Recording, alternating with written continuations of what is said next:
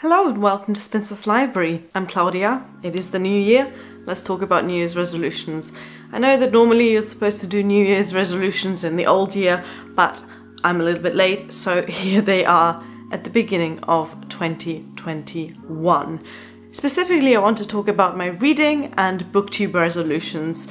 I have got some life resolutions as well, but I'm not going to share them in this video. However, there will be a bonus video on my Patreon all about my life resolutions, my non-bookish resolutions.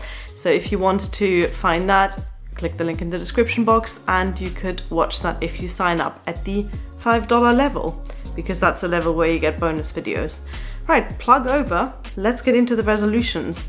My first and probably most significant for me resolution is that I want to read less. Not necessarily that I want to have read fewer books at the end of 2021. Was that grammatically even a sentence? No, what I mean was that I am planning to read fewer books.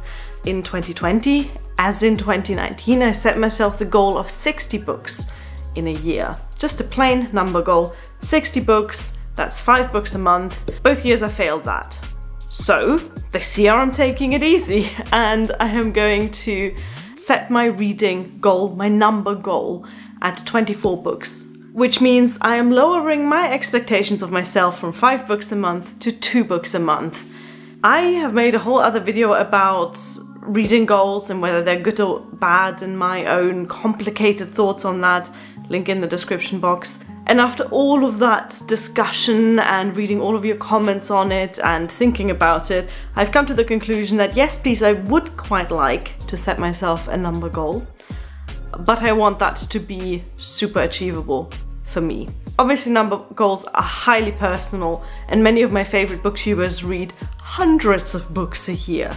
And I don't know how they do that. I assume they have a time machine. But I don't, unfortunately. And so I'm going to make do with the, for me, achievable goal of 2 books a month. If I hit that goal and go beyond it, obviously I'm going to be very happy about it. But overall, I am planning for a much more relaxed reading year, 2021. And the downside of that, and I feel like I should address this, the downside of that as a booktuber is that I have fewer books to talk about. If I'm really only going to read 2 books a month, because that is the bare minimum that I set myself, I won't have as much material to talk about. And that leads me to my second goal, and that is to prioritize quality over quantity when it comes to my booktube videos. I have consistently, since 2017 when I started this channel, uploaded 2 videos a week. In some weeks I've even uploaded 3 videos.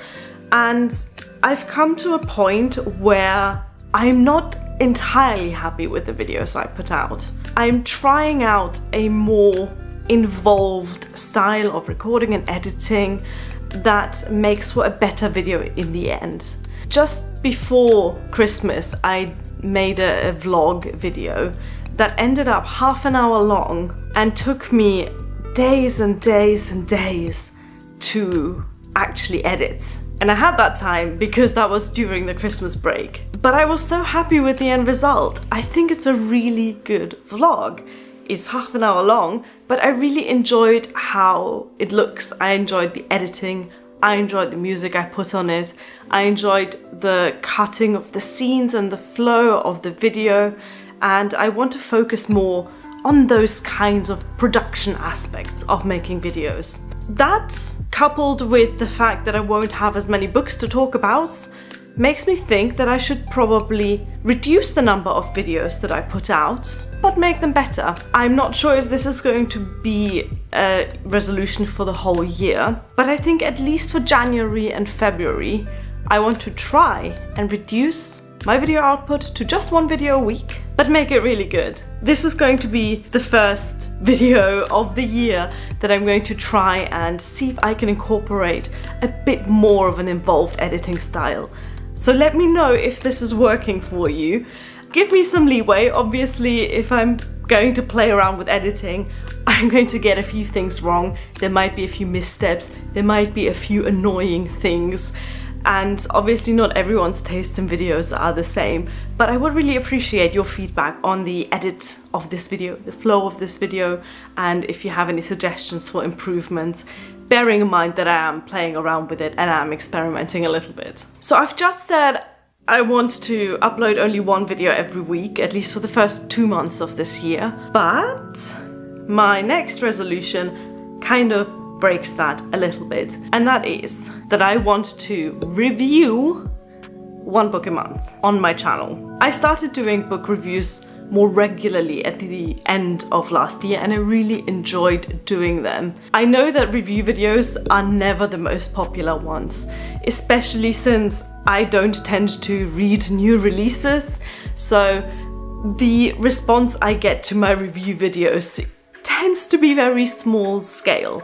And I'm not blaming you or any of my viewers for that, because I am the same. If I see a book review in my subscription feed and I have never heard of the author and I have no intention of reading the book, I'm not going to click on that review, and that's fine, and I don't expect you to behave in any other way. But from a production point of view, I really bloody loved doing review videos last year. I really enjoyed them. I can't quite put my finger on why, but I think it's possibly the way that they enhance the actual reading experience. As I am reading, I guess I'm reading more attentively. I pay more attention to things and I pay more attention to my own reaction. I think that's mainly it. I don't just sort of cruise through a book, but I actually think about how I am feeling as I'm reading that book. And my book review videos tend to be very much based on that idea of my own reading experience. And I know that that's somewhat unpopular with viewers. A lot of viewers expect a more analytical approach to book reviews, expect a more structured approach to book reviews.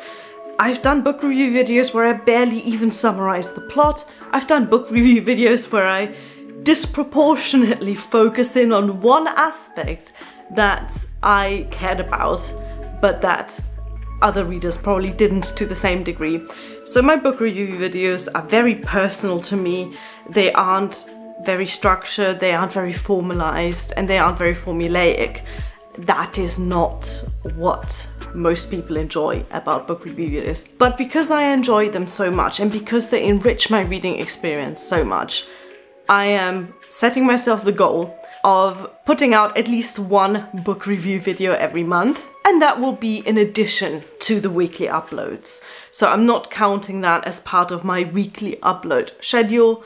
I'm going to do those in addition pretty much whenever I finish a book. I'll do a book review about it, I'll record that review, and then I'll release that at the next possible opportunity, but outside of the regular weekly schedule. My next reading related goal, rather than booktube goal, is to continue not buying books. I can't be the only person who basically abandoned book buying completely in 2020. I'm pretty sure that the last time I actually entered a bookshop was when I went around my hometown with a fellow booktuber, Pauline from The Dancing Lawn, link in the description box. We met up, we did a video collaboration together, and we went book shopping. And I'm fairly certain that that day in early March was the last time I was in a shop that sold books. So I have not bought any paper books in 2020. I'm happy continuing that habit, and as an effect of that, I'm quite happy reducing the size of my TBR. My TBR is fairly small. It's currently made up of 45-ish books. I should probably count them, but I think 45 books.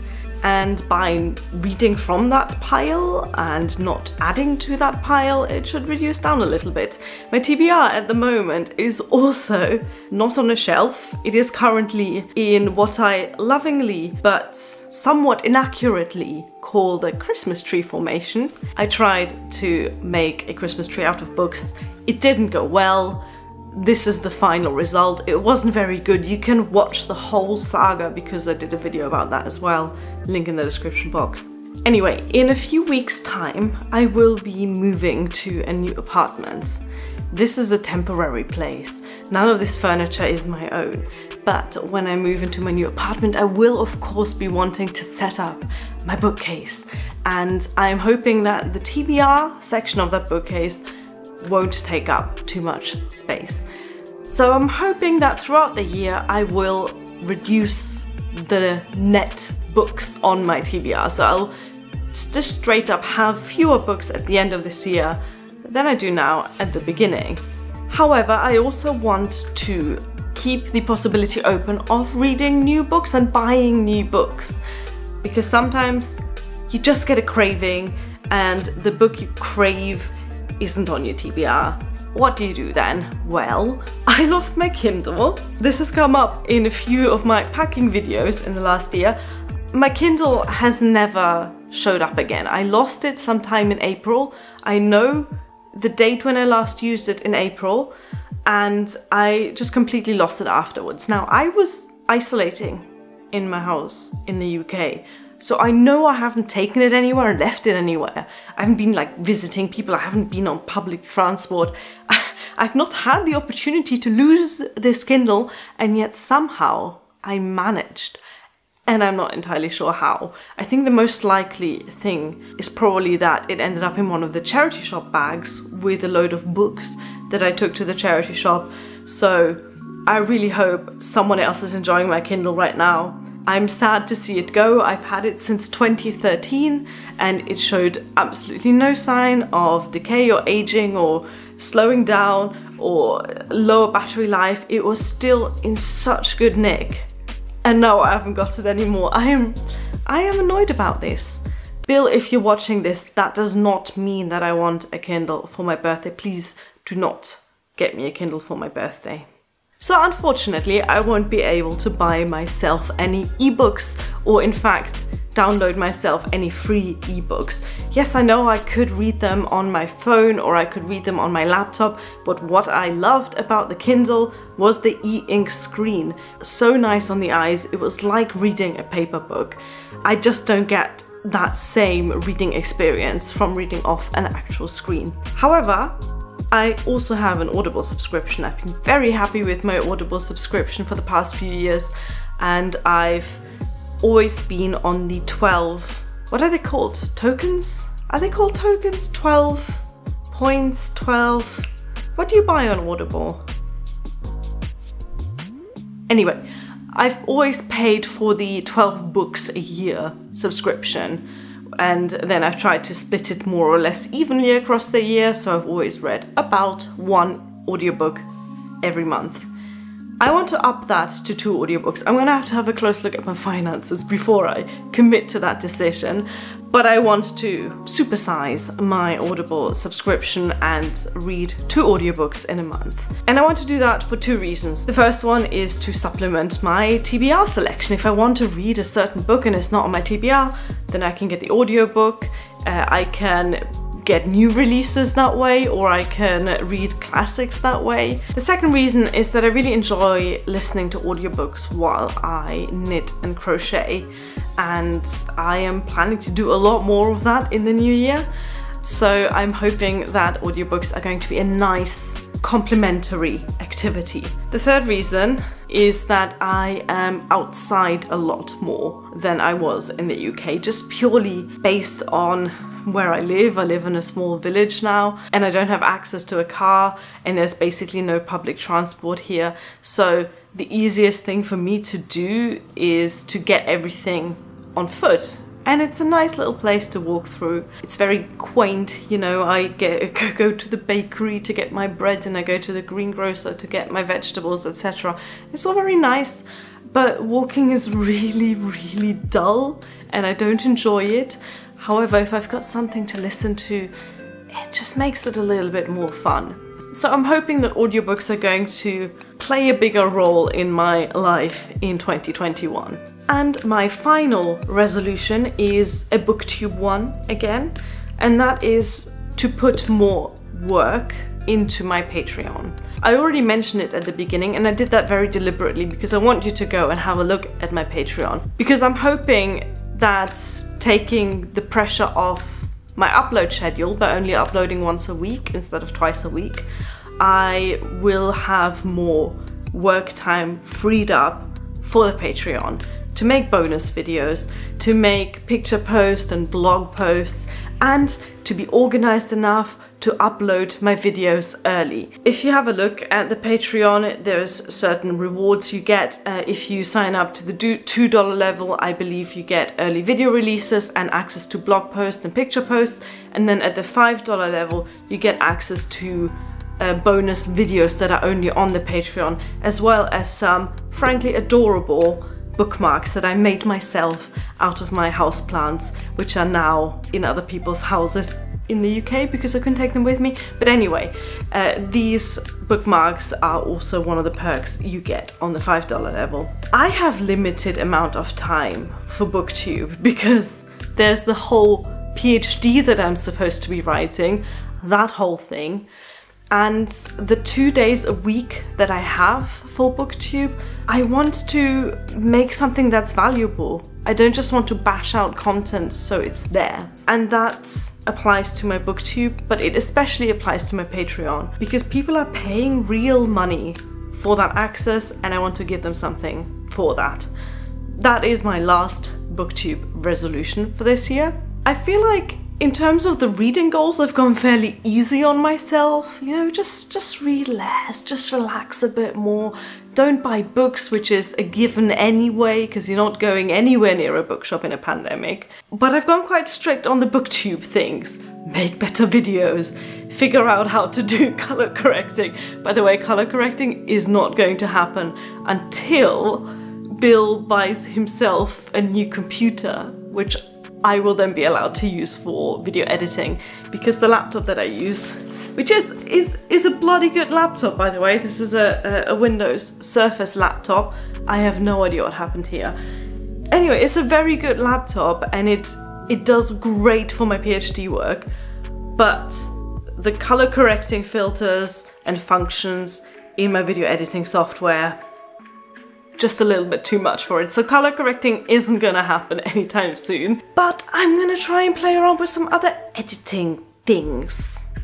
I'm sure there's like YouTube videos about that. I'll figure it out. Let me know if it worked. I'm gonna stop rambling now. Thank you so much for watching. Have a great 2021. And remember, it can only get better now. It can only get better. Thank you for watching. Bye.